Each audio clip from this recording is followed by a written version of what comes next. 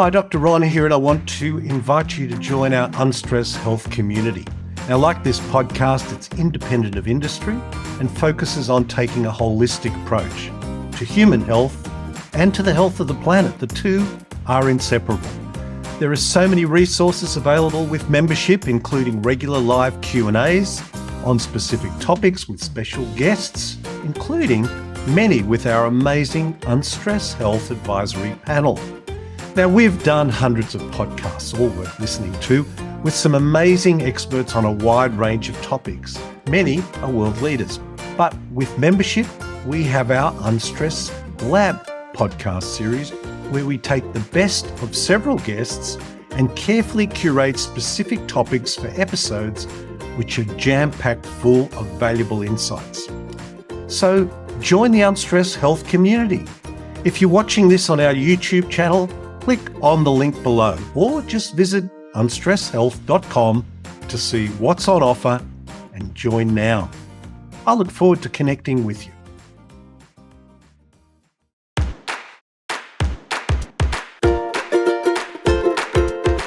Hello and welcome to Unstress. My name is Dr. Ron Ehrlich.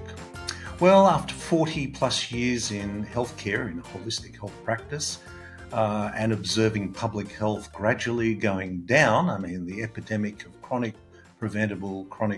degenerative diseases, physical and mental, are on the rise, mental health particularly. And so the last few years, the focus has turned to the workplace because after years of frustration with the healthcare industry, it occurred to me that the workplace is the place where change in public health can really occur. It's a place where actually good health makes not only sense, but it also makes lots of dollars.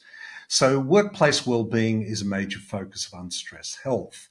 And actually, I should say, practitioner health is something that I'm particularly passionate about, healthcare practitioners. But on the broader topic, unlocking psychological safety and collaboration in the workplace is something we could all aspire to, not just in the workplace, but in our lives. My guest today is Genevieve Hawkins. Now, Genevieve has been an occupational therapist for over 20 years. She's worked with corporations, large and small, and she has written two wonderful books. I think the titles almost speak for themselves. The first was Mentally at Work, Optimizing Health and Business Performance Through Connection. As we talk about in this episode, connection is the key for us all, whether we're talking about work or everyday life. And her more recent book is Shrinking Elephants, Untangling Workplace Conflict to Unlock Value for All. It's a wonderful conversation. It's a wonderfully empowering conversation, a very important one when we consider that stress levels are really high. In general, engagement in the workplace is really low, and it turns out having meaningful conversations is the key, and this will give you some insight into how we go about doing just that. I hope you enjoy this conversation I had with Genevieve Hawkins. Welcome to the show, Genevieve. Thanks, Ron. It's great to be here.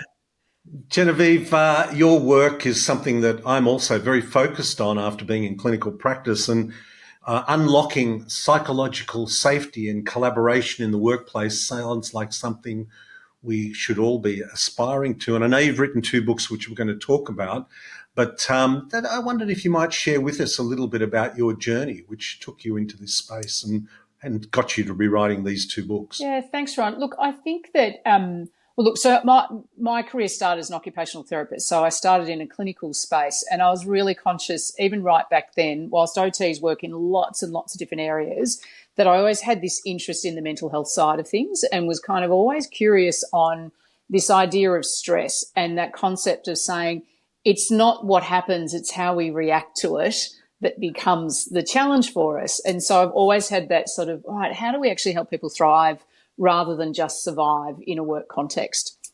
And so as an OT clinically, and then spending actually a fair bit of my time in workers' compensation, and then in prevention, so in health, safety and wellbeing, and really kind of dealing with people in lots of different industries and organisations, both working internally and externally, kept on seeing these challenges with how do people navigate the complexity of the workplace and interacting with other human beings, and how do people get the best out of it, which is really, it goes through those couple of points in time. And writing mentally at work actually came out just as COVID hit. Well, in fact, it came out in the first year of COVID, but I wrote it before COVID was, knowing that this was what was going to happen, but I could still see there was this tsunami that was going to hit us around levels of mental ill health, and particularly anxiety and depression. And I'm thinking, gosh, we really need to get more literate here. We really need to understand on a practical basis the things that we can do, both individually and organisationally.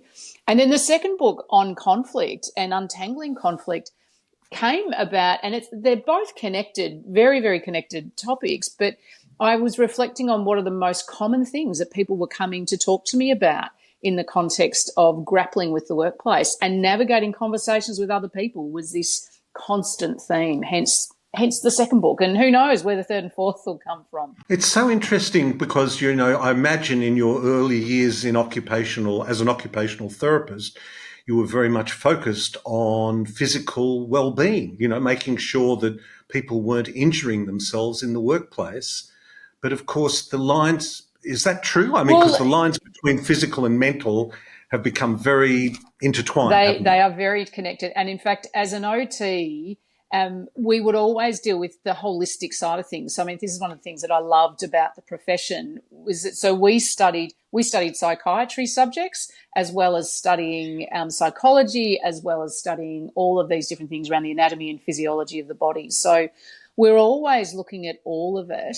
But no doubt there's a level of the work that OTs will do that was physically based. But the question was always for us as OTs, how do we help people in their occupations to be their best in their occupations? And of course, occupations can be as simple as daily living, so helping people to shower and dress or cook a meal, as well as their occupation from a work perspective. So it was always a combination of both. And invariably what I found in a clinical setting to start with was that in wanting to help someone, I actually had to understand a bit about who they were as a person before I could then go, okay, how do I try and connect in with that and get them to identify what really their goals are in relation to their occupation and what their motivation is to get there. Well, the word holistic is something that I've been part of in my professional life for over 40 years, and people have all sorts of images of what holistic means as some sort of new age philosophy, but I often say it just happens to be the way the body works, and it happens to be the way the planet works. So there's nothing new age about either of those. But I also think, and I've had the pleasure of speaking to lots of HR people, and I think there has probably never been a better time to be in HR or occupational health and safety, because all the things you always thought were important are now becoming legislation. Agree. I think there is just this point in time that finally there's a combination of things. One, legislation's changing, but also at a point where research that's coming out is really starting to open up far more about how we understand, to your point about the connection, the mind, the mind, heart, body, gut, our three brains, how our whole body works. As someone said to me recently, it feels like it's a point where Eastern wisdom is meeting Western medicine, and actually realising the commonality between the two on this whole idea of how our bodies work. It's interesting because I'm sure you've been reading the Gallup is an organisation that does lots and lots of research and has identified that stress in the workplace is really high. I mean, in America, it's its heights. I think over 50% of the workforce are highly stressed. But Australia and New Zealand are not that far behind. And they talk about reducing stress by improving engagement, and improve engagement by having regular, meaningful conversations. What kind of conversations do you think we need to be having? So many conversations, Ron. So... In fact, it's my tagline, my tagline is helping people have the conversations they need to have. Yes, I know themselves. I know that. And in the context of what Gallup have established, that the answer to reducing stress and improving engagement is to have those regular, meaningful conversations. Yeah. The question obviously becomes, What are What they? are those Yes, meaningful yeah. And in fact, conversations? if we take a step back from that and going, why would Gallup be suggesting that this is really important? And some of the stuff that's coming out where, Maslow's hierarchy of needs, which people have kind of were growing up and saying, well, okay, it's water and food is first survival, and then we get to these other things. And now, in fact, it's like, oh no, connection with others is as important to food and water for our basic survival. And we're absolutely tribal by nature. So when we think about that as being tribal by nature, the first part for me around conversations is I need to feel that I kind of belong in the tribe. Like that's kind of my first level of conversation. I need to belong in a tribe. So one of the things I say to people is if you're working with a group of people, you should find out what you have in common with them that has nothing to do with work. Nothing to do with work, but individually find out what you have in common. So not just find out about them, but going, so what do we have in common, Ron? So like if I go, let me ask you these questions. So this could be a bit of an experiment here, Ron. Sure. And so to, people listening, we have not done this research before and I have no idea how this is actually going to go. But, but I often say to people, you start with, all right, and this is slightly artificial to speed it up, but you go, I want to tell you, here's some of the things that I love talking about that have nothing to do with work. And I want to see whether we have those things in common or not. And so I love cats. So I have a cat at home. I love bushwalking. So I've been starting to get out and do bushwalking. I love cooking and always happy to share recipes around cooking. I love going to musical theatre, so always wanting to chat about musical theatre. And I love Star Wars and Marvel. So how about of those five, Ron, what are the chances that any of those five we have in common? Look, I think we've ticked four. I was a bit Wow. worried. I was a little bit worried when you opened up with the cat, but when you went to bushwalking and cooking, and and I love that. And yes, I can see how that would immediately connect us, and so yes, That's where absolutely. it really starts. So when we can go, oh, we have this thing in common, then we've formed a tribe, so to speak, with each other. Which means that I know if I come into work and I can say, hey, Ron, I just cooked this amazing chicken salad recipe on the weekend. It was so good. And we swap a recipe. Or we have a conversation. So it could be, often a common thing we talk about in Australia is sport, although I often say to people, you've got to be careful there because not everyone likes sport, but often pretend to because they think they need to in an Australian context. So be Yes, careful in assuming familiar that. with that. So, Familiar with it. but so finding something I have in common. So that's the first sort of conversation level. We have tribal conversations. The second thing is I need to feel like I belong in this tribe, and not just belong, but I am valued in this tribe. So the second part of conversations that we need to have, particularly in the context of work, but actually also in our personal relationships, is making sure you understand how I value you. And so we get caught up in waiting to give feedback that's good, that is with something really, really big that someone does. Or all we just say is, oh, thanks, great job, which is just a little bit of a superficial way of chatting. Whereas actually, if we can have really great conversations about all the little things, so I know I'll make this one up, Ron, but you go, Ron, can I just say, you know what I love about our interactions? I love the fact that you always remember that I love green tea. And so that when we're coming into a meeting and I've been busy and you've grabbed your own cuppa, that you make me a cuppa. And it just makes me feel so valued by you. Can I just say thanks? I really appreciate that. So having those sorts of conversations where we go, we really value each other and we value the little things that we could do for each other really, really help. And so in those conversations, I'm saying, I need to feel like I've been seen, I've been heard, and that I matter. That next level of conversation is saying, how do we listen to each other? How do I pay attention so that when you're asking me something or saying something to me, you feel like you have my undivided attention? And how do I notice how you are interacting with me? So if you are someone who tends to be pretty gregarious and wanting to have conversations, and then we have a day where we're sitting there in a meeting and you're hardly saying anything, that at the end of the meeting I kind of say, hey, Ron, just want to catch up because I couldn't help but notice in that last meeting that we had that you didn't really say much, and that's unlike you. So I just wanted to check in. So help me understand. So it's not, don't ask, are you okay? Because that's a closed question that you can easily go, yep, I'm okay, and not say anything, but going, help me understand what's happening for you at the moment that had you shifting to being really quiet in that meeting. So there's those layers before you get to that final layer, which says we need to have a conversation when we've disagreed with each other. And being able to have a decent conversation where we go, I couldn't help but notice it actually we really came to that meeting with different perspectives on that issue, Ron. And it felt like we're not quite listening to each other. So how do we both now take a deep breath and recognise that we're sitting on opposite sides of an elephant, basically?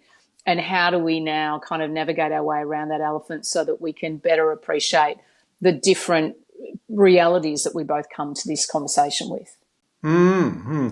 Yeah, look, and I mean, the elephant, well, gee, you've opened up a can of worms there about conflict and different perspectives. My God, you're describing society that we are living in at the moment. But I mean, in the workplace where we spend a good deal of our time, and I know that managers have a huge impact on people's mental health. Yes. In fact, the research shows that it's actually for 70% of people, they believe that their manager has a greater or as great an impact as their life partner, and much more than their doctor or therapist. So there's the power of, or the importance of, meaningful conversations for managers. What's the cost of avoiding these kind of conflicts? It is incredibly costly, and in fact costly at an individual health level, as well as an individual contribution level at work, as well as to a layer of the organisation as a whole. So if you're my manager and I don't really feel connected with you, and I feel that you don't understand me and you don't understand where I'm coming from, or I feel that you're more critical of me than supportive and encouraging of me, then I start to, I have a lens then that gets put on top of me, in front of my eyes, that says, you don't like me. You don't like me. You don't value me. And so every behaviour that you then exhibit, I interpret from that perspective. And then what that means is that if I'm not able to have a conversation with you about it, it lives in my body. So the tension builds up in my body, and I may not even be consciously aware of it. I may not be conscious that I end up going, I just need that, the extra bit of those red frogs or chocolate to get me going before I can actually have a conversation with you. Or I find that I get so stressed that the night before a key meeting with you, I don't sleep, or whatever it might be. But physically, it bit by bit builds up, and as sure you would well know, you go, then that cortisol keeps increasing because my animal brain is seeing you as a foe, not a friend, and I'm just getting more and more tense. So that becomes a challenge. Now, of course, that then becomes this vicious circle, because then I'm feeling really uncomfortable about being with you. I'm not going to perform as well because I'm on edge, and therefore, even if you didn't think beforehand, I don't know about Genevieve and what she's like, you're now starting to go, I don't know about Genevieve and what she's like, because I'm not performing as good as I could be, because I'm not as relaxed and feeling safe within the workplace with you. And if that gets, again, you sort of that cost says, I then don't have the conversations that I should have with you. You as a manager then don't learn some of the realities of how I can see the world differently and might give you some good insights to solve problems. We don't solve problems as an organisation as effectively when we don't actually have that good conversation together. And ultimately, what can happen is either you, as a manager, you lose good talent because people go, I can't be bothered with this anymore. I don't want to work in a workplace where I'm not seen and heard and valued for who I am. Or it blows up into the more full-blown conflict, which then, of course, has all sorts of other ramifications.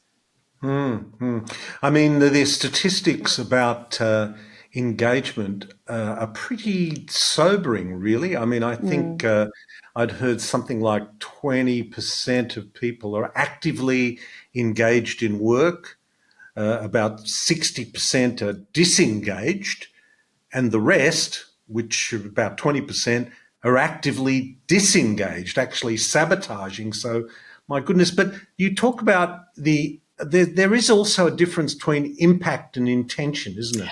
Yes. As nowadays. I mean, impact is everything. You may have intended something differently, but that doesn't matter. This is how I feel. And that's a really tough place to start from, isn't it? It really is, isn't it? And I think that when and I mean, look, I remember when I first got introduced to this concept. It was a number of years ago, and I remember it being just like this. It was fantastic, and it was fantastic in the context, because even though it can be tough to swallow for yourself, it's a really great thing when you go, I've just been given some feedback that I don't really love. And people go, we think you're whatever it might be. And then you, like, that immediate defensive reaction if you get a negative bit of feedback is, well that's rubbish, I didn't do that. Because, of course, you're sitting there saying we judge ourselves by our intent. I mean, this is the thing of saying we judge ourselves by our intent, but we judge others by their impact on us. And so that ability to go, well, hang on a minute, if I'm judging others by their impact on us, it's fair enough that they are judging me by the impact on them. And one of the really valuable things within this, so one of the things I talk about in this latest book, Shrinking Elephants, is a very, very difficult concept for many people, which is accept multiple truths. Yes. Wow. Now there's a societal, you've just hit onto one of the big issues in society, but say that again. Accept multiple truths. What a concept. Go on. And so what we need to accept, first of all, is that all of us, we wear multiple lenses in front of our eyes, and those lenses are influenced by, like, going right back to the genetics, what happens in terms of how we were born and how our brain processes information, to how we were brought up, what other cultural overlay is there within that space of how we were brought up, what's happened in terms of our life experiences. All of those things shape how we view the world. And because they subtly just get built in front of us, particularly the ones from when we're in early childhood, we don't realise that they're lenses. We just go, well, that's how the world is, isn't it? But your view of the world is different to my view of the world. Now, some of it may overlap. We may find that we actually have a certain amount in common, that some stuff overlaps, but other stuff doesn't.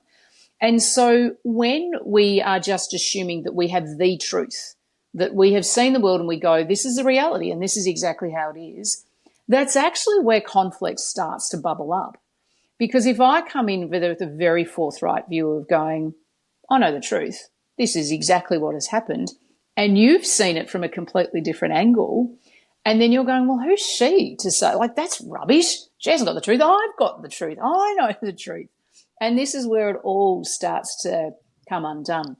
So that ability to stay curious to the reality that says we can all see things from different angles is really important. And in fact, I give an example in the book, a very simplistic one, but a really useful one to kind of think about in this idea of how do we see the world. So I had this situation where there was someone that I was working with who was convinced that I didn't like them. And they were sitting in the work area that we would sit in. And what they saw was, they looked up, they saw me walk into the pod. They were sitting there, and then I turned around and walked back out. So in their mind, they go, Genevieve came into the pod, saw me and didn't want to talk to me, therefore turned around and walked back out. Mm-hmm. Now, from my perspective, I go, I agree with I walked into the pod, and I agree with the fact that I turned around and walked back out. What I would actually add to that is going, I didn't even see that person sitting there, because as I walked into the pod, I realised I'd actually left my drink bottle back in the last meeting room. And so I turned around immediately to go back to the meeting room to grab the drink bottle before the next meeting got underway. So there's commonality in some factual stuff that anyone could observe. So anyone could say Genevieve walked into the pod and then turned around and walked back out. But her interpretation and my interpretation were different. Now, I'm not saying that her interpretation was wrong per se. I'm saying that was her truth. That was her experience, that she saw this world differently. And it had to be us being able to have a conversation together for her to be able to look me in the eyes and go, it's okay. This is actually, I can understand. So I can accept that you could have interpreted it that way. That makes complete sense if you're thinking that I don't like you. And can I assure you, actually, I do.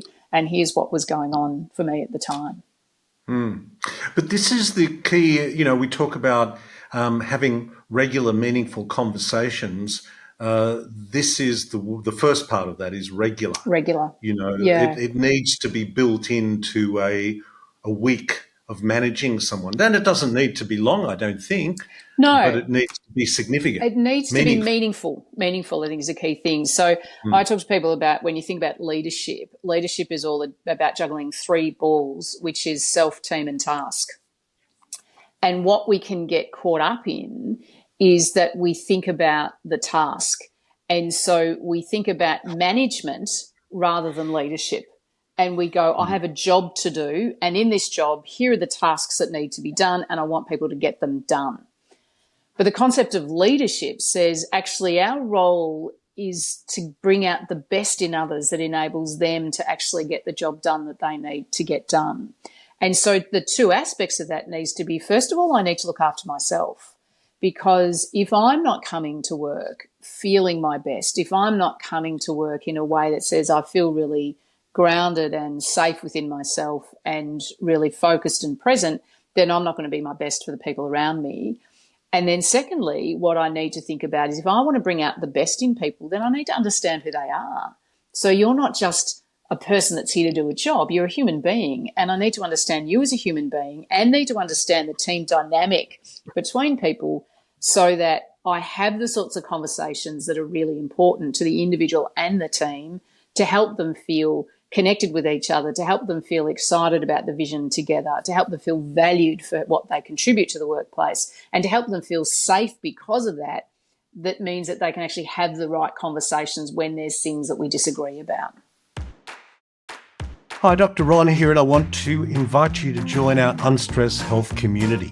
Now, like this podcast, it's independent of industry and focuses on taking a holistic approach to human health and to the health of the planet. The two are inseparable. There are so many resources available with membership, including regular live Q&As on specific topics with special guests, including many with our amazing Unstress Health Advisory Panel. Now, we've done hundreds of podcasts, all worth listening to, with some amazing experts on a wide range of topics. Many are world leaders. But with membership, we have our Unstress Lab podcast series where we take the best of several guests and carefully curate specific topics for episodes which are jam-packed full of valuable insights. So join the Unstress Health community. If you're watching this on our YouTube channel, click on the link below or just visit unstresshealth.com to see what's on offer and join now. I look forward to connecting with you. And I would argue that not just knowing the team, but knowing yourself is a very important part of that. It really is. And it's one of the things I say to people when you're finding yourself really irritated with someone else and your automatic, story in your head is, oh my God, they are so annoying or so irritating because they always do X. To then take a step back and go, how about you get curious about yourself first here? And you're going, what is it? What is it really about their behaviour that is irritating you? And what do you think is the story behind that? What is it? Let's have a look at what you used to. And some of that is often the, I also talk to people about what's the difference where, some people really like to talk out loud through their problems. So they haven't solved the problem and they just want to talk aloud with people and talk for a bit of time before they work out. Other people go, can you just give me the information and can I go away and can I read it and can I get a sense of it and then can I come back and give you the answer? And if I'm someone that wants to talk everything through and you're someone that goes, I just need time to process before we talk, I might get irritated with you because you go, God, they always take so long. They always want to go away. They want to think about stuff before they talk. Whereas actually I should be going, hang on a minute. If I'm finding that difficult, chances are you're going to find that difficult with me too, because you'll be sitting there going, gosh, he always wants to talk out loud and doesn't give us time to think before we work through stuff.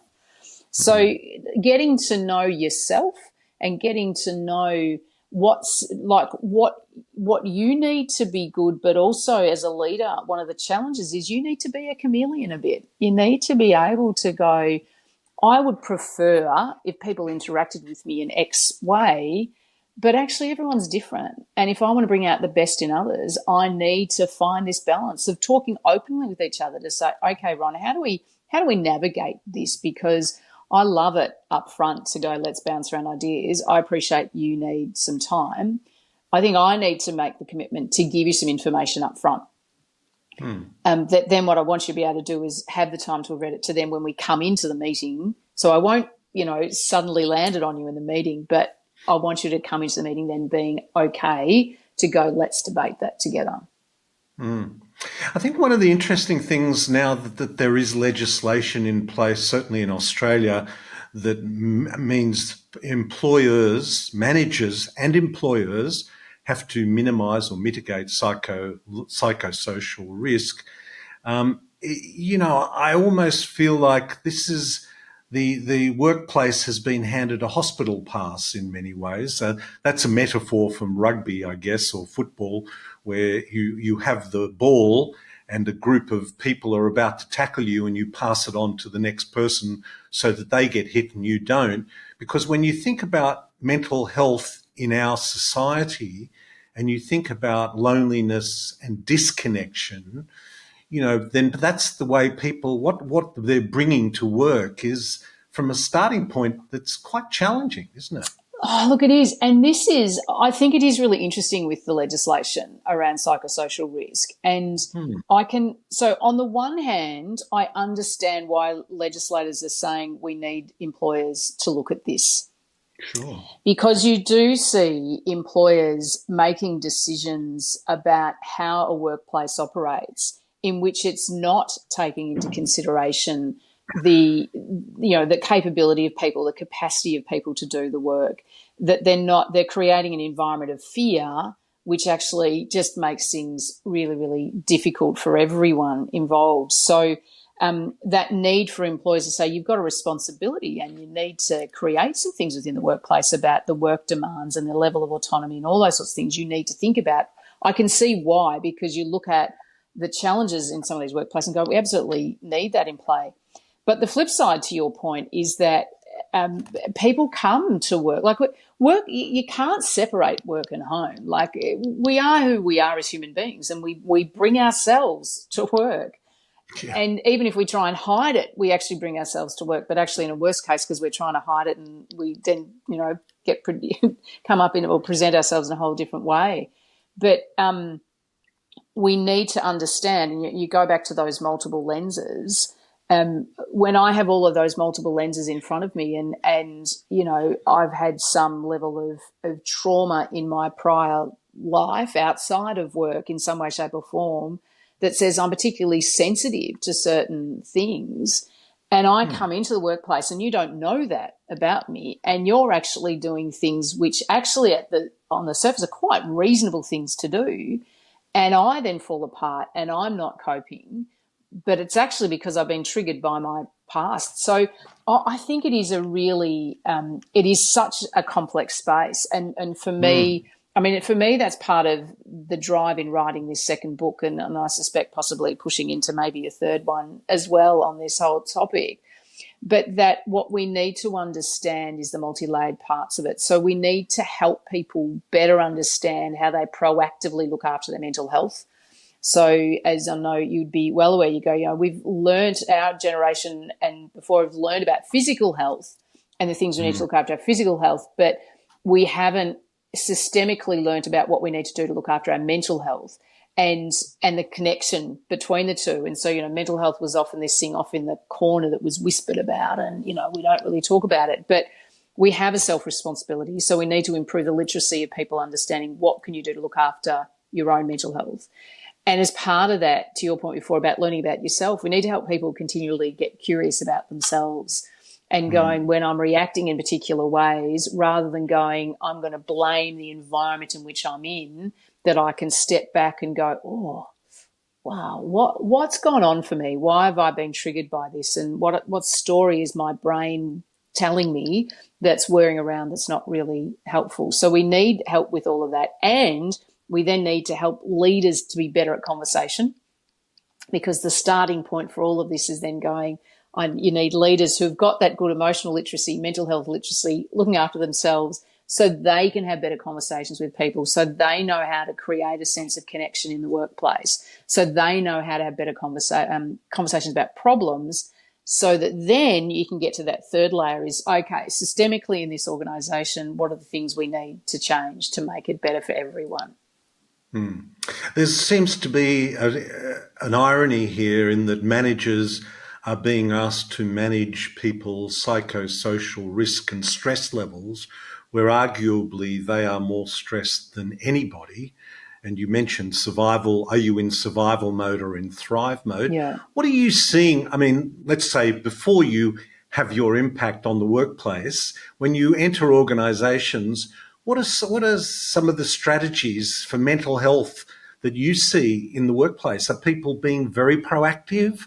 Are they waiting for a fire? Are they putting out fires as they happen? What's the Yeah, story in the so workplace as you there's see a it? mixture, and I agree, by the way, with your comment about saying that, like, it feels like there's a whole lot of people at senior levels who are barely coping themselves and are struggling, and therefore, because of that, then they're not actually able to do what needs to happen in the organisation. So, look, I think I would sit there and say there's a wide variety of responses to what we're doing from a mental health point of view in organisations.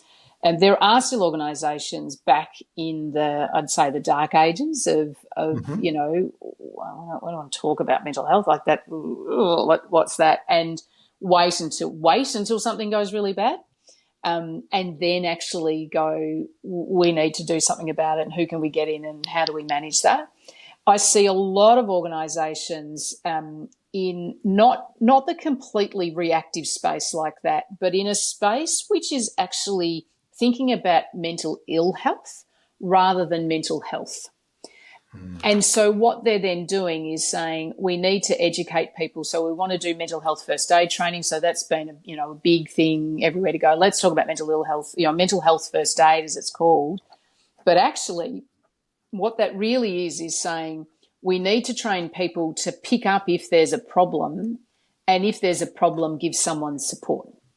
And so lots of organisations are stuck in that model that I'm seeing at the moment, that you're going, we need lots of first aid mental health training, and this is great, and everyone wants to do this, and fantastic, and aren't we great? And we'll have EAP to support people, so an employee assistance program, so we can give people some support if they need it, and that's fantastic.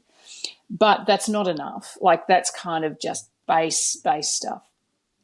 You start to get to some organisations then fall into I'm going to say kind of a trap that we're going to talk more proactively about wellbeing and what good mental health looks like, but it tends to be in the risk of going, well, we're going to do some, we talk about fruit bowls on Fridays and yoga lessons and things that you go, isn't that supposed to help people? Like, isn't that useful? As compared to going, actually what we need to do, so the smaller number of organisations, but very much like the Corporate Mental Health Alliance is really trying to push some of these things as well, is saying how do we improve people's understanding and literacy around what it takes to look after your own mental health and the proactive things everyone needs to do to look after your mental health, to then actually going, how do we help coach people around that? And then the really, really good ones are really leaning into this interconnection, saying what does psychological safety really, really mean? And what is it that goes on within our workplace, and how do we redesign how we operate in our workplace, the skill sets that we focus on developing in people, so that we can actually create a mentally healthy workplace for everyone. It's so interesting to hear you speak like that, because having been in clinical practice for over 40 years, preventive health is known to be far superior to just dealing with the problems as they arise. And I've come to realise, and particularly last 2 years, where I've focused more on this, is that mental fitness training is the key. I think, building that mental fitness muscle so that you can proactively deal with it. I know you talk about, I love this term you've used, restorative justice in the workplace, and I was intrigued by that. I wondered if you might just explain that a little bit to us. Yeah, so this is in the context of then when things aren't going well. So we've tried stuff, but actually there's been conflict of some sort, and this could be where ultimately, at its worst end, it could be that it's a formal complaint about someone's behaviour, or it could be that someone's put in a workers' compensation claim for stress because they're just not coping in the workplace. And there's often, with both of those, there's usually an investigative process that goes on, etc. But fundamentally, what the challenge is that when someone has put in a workers' comp claim for stress, or when someone has put in a complaint, underneath that, what is happening is that that person is saying, I'm not feeling heard. I'm not feeling heard, and I'm not feeling understood. And I don't know any other way other than this next thing. I'm going formal. I'm going to put in that formal complaint. I'm going to go to the union. I'm going to go to the regulator. I'm going to put in a workers' comp claim, whatever it might be. And what this idea of restorative justice is all about is saying, if I feel hard done by in the workplace, if I feel that I'm being poorly treated, and in fact, one of the classics is with bullying. I feel like I'm being bullied. In fact, the majority of complaints that come in about bullying end up being unsubstantiated. So there's not enough evidence to say there was an absolute breach of legislation and bullying definitely occurred. But actually what's happening is saying, regardless of whether or not there was a finding legally, what you've got is two parties who clearly are not connected, who clearly aren't having the conversations that they need to have. And this is a challenge. And so restorative justice says, I feel that I've been seen and heard and that I matter in this organisation. So you've been able to listen to me and able to understand what my concerns are. But actually, and if I can do that, so if I'm coming in to help, let's say it's you and a colleague who are just, going, this is toxic and we're not too sure what to do. Now, I'm going to say this is simplified because there's a whole reason why sometimes it doesn't work or there's different outcomes. But the aim is to go, okay, Ron, to begin with, I want you to feel comfortable with me. So I'm going to spend some time with you so that you feel like you've been seen and heard and understood by me. And then likewise, I'm going to go and do that with the other person to go, I want you to feel like you've been, you've been heard and seen and really understood by me. Then what I want to do is be able to go, how do I actually help the two of you have the conversation together that you need to have, which is where both of you can actually get to a point of accepting that there are multiple truths, that your experience and this other person's experience are different. You see the world differently, but there's neither right nor wrong in that. There's just been, we've actually come to the world in this different sort of space. And if I can feel like I've been seen and heard and you feel like you've been seen and heard, then there's a greater capacity to then go, I can get curious about your perspective, and I can then help to, and what I do is to sort of help people to navigate the conversation. So you can go, I can understand, like I was saying with the person, watching me walking in and out of the room, I can understand why you interpreted my behaviour that way. And that then the other person saying, and I can accept that that wasn't your intent. And if we both feel seen and heard, so if both parties are feeling seen and heard and going, I understand, I can accept each other's perspectives, then I have a greater capacity to go, actually, I could have done something differently. Each of us could have done something differently moving forward. So what does that look like when we move forward? How do we interact differently? What are the different ways in which we might navigate? What are the commitments we make to each other? And so that, and then actually the last bit of it saying, and then how do we help to hold each other to account for doing the things that we both said we'd need to do? So restorative justice is essentially going, I feel like my relationship with you is restored, and I feel like because I've been heard, because I've been listened to, because I can see you doing something, I feel like I can now continue in my relationship with you, and on we can go. But likewise, you would feel the same, that you would go, actually, I feel seen and I feel heard, and I can accept I did some things that I could have done better, but I love that you're owning bits too, and together we understand each other better now. So let's go forward. Well, gee, Genevieve, as I hear you talk about restorative justice, just terms, I kind of think, here's something we need to roll out right across the population at the moment, isn't it? Because we need to I feel like I'm being heard. I understand where you're coming from. I respect your right to say it, et cetera, et cetera. I feel like that's so alien to people in this day and age. It's so alien. And if you and as I'm sure you would, understand from an animal brain perspective of what's happening in our society more, our animal brain is constantly seeking for pattern and looking for threat. And in uncertainty, different is threat. And so, different is threat. And so we kind of get those cortisol rushes when we're finding an opinion or a view that is different to ours. And in a space where our brains are feeling overloaded because there's so much information coming at us, it feels safer to sit back in a I am right view. And that's what we're seeing across society now, is that people then will get stuck in I have a view and I believe that's the right view.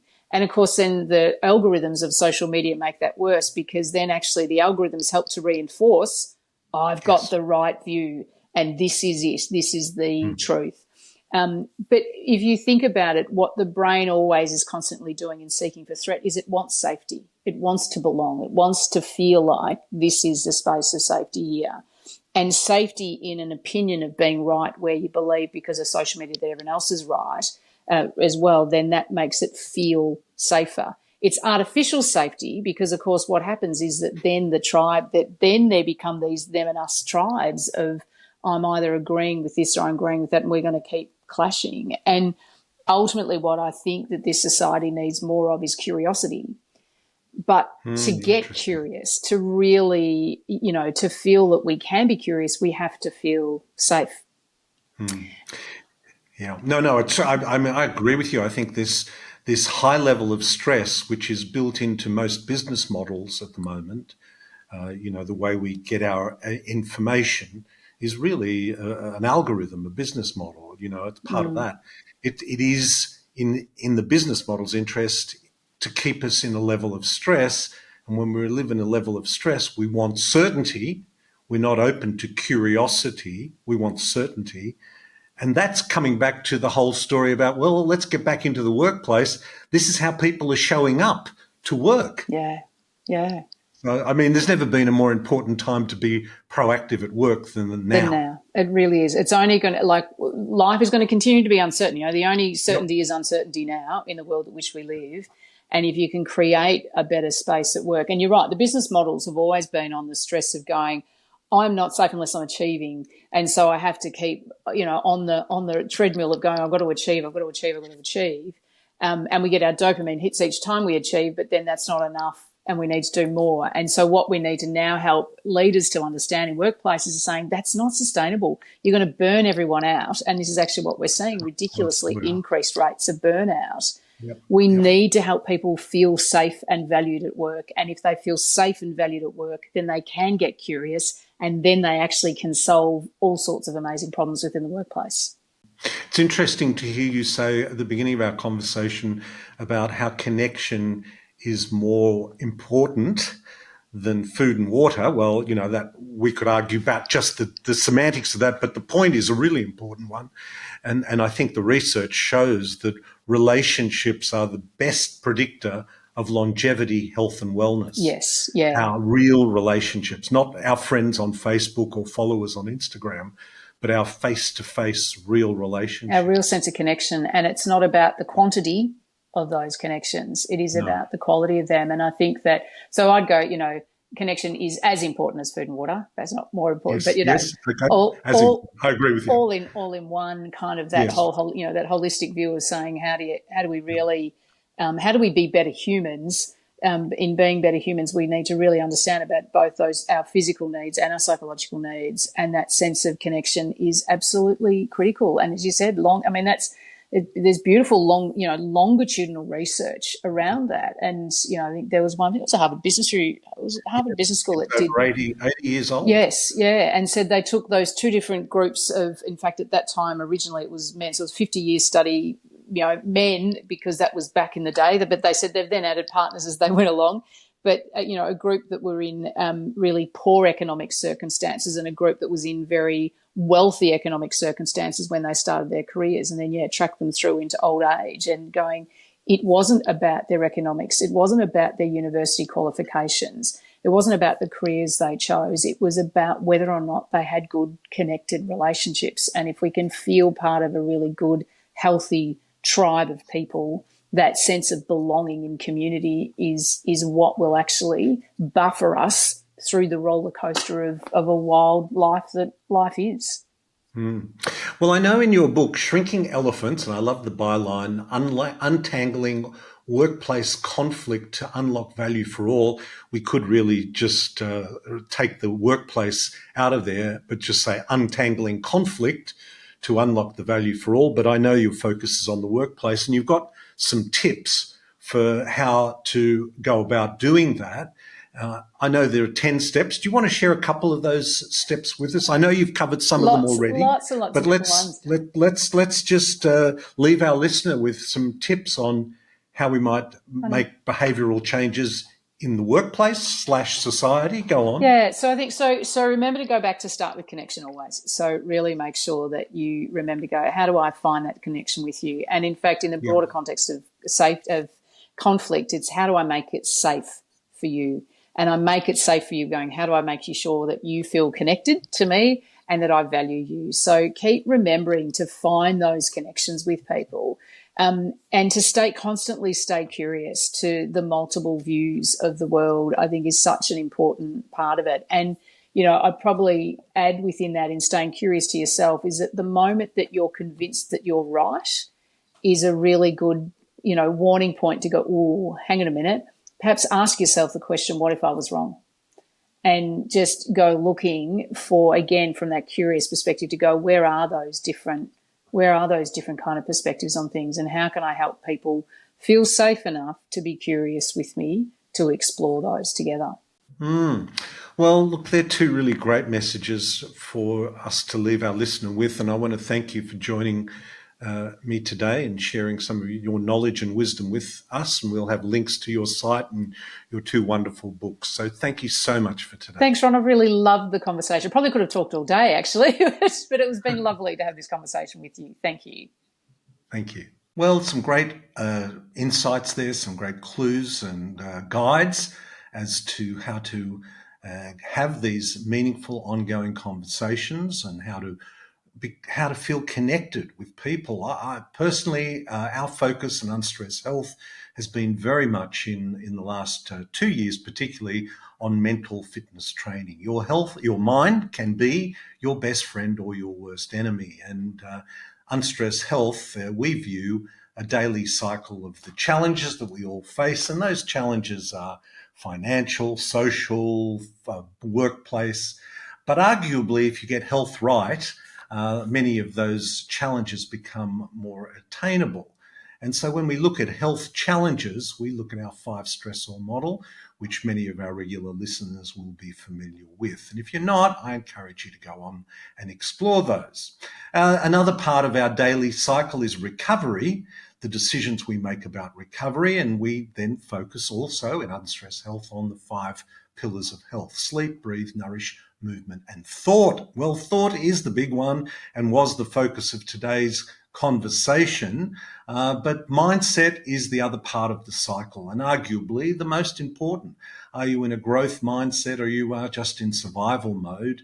And mental fitness is the key to how you address all those challenges and all those recoveries. And connection is also vitally important in that. We will have links, of course, to both those books in the show notes, and Genevieve's site, and I would recommend having a read of those books to get you started on meaningful conversations in the workplace. I hope this finds you well. Until next time, this is Dr. Ron Ehrlich. Be well. Feeling stressed, overwhelmed? It's time to unstress your life. Join the Unstress Health community and transform stress into strength. Build mental fitness, from self-sabotage to self-mastery, and together, let's not just survive, but thrive. Expert-led courses, curated podcasts, like-minded community and support, and much more. Visit unstresshealth.com today. This podcast provides general information and discussion about medicine, health, and related subjects. The content is not intended and should not be construed as medical advice or as a substitute for care by a qualified medical practitioner. If you or any other person has a medical concern, he or she should consult with an appropriately qualified medical practitioner. Guests who speak in this podcast express their own opinions, experiences, and conclusions.